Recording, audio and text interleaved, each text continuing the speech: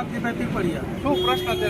પ્રશ્ન કે અમારી બાયડીઓ કે ગમે ત્યાં મંદિરે આવે ને તો પાણી એટલા ભર્યા હોય કાયમ, એક દી સાફ કરી જાય બીજે દી પાછા પાણી ભર્યા હોય. કોઈ આનો નિકાલ મહાનગરપાલિકા થયા પછી કોઈ નિકાલ આ લોકો કરતા નથી.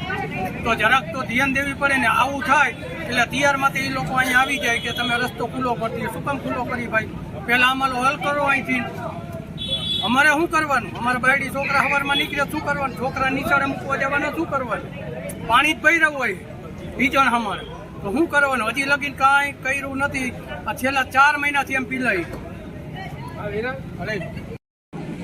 મહેન્દ્ર બરાવારોજી મેન રોડ રહ્યો એસટી બસ વિભાગજી નીકળે છે. 3 મહિનાથી સતત આમને જેદુનું આ રોડનું કામ કર્યું તેદુનું ગટરના પાણીનો પ્રશ્નનો કોઈ જાતનો હલ નથી. કોઈ એટલે એમ કે હા આજ થઈ જશે, કાલ થઈ જશે. સેનિટેશન વાળાને કહી દો કે ઓલામાં આવે ને ઓલાને કહી દો કે ઓલામાં આવે. કોઈ જાતનું કયો એટલે 2 માણસ આવે ખચકાવીને વયા જાય. રોજે રોજ આ જ પ્રશ્ન છે.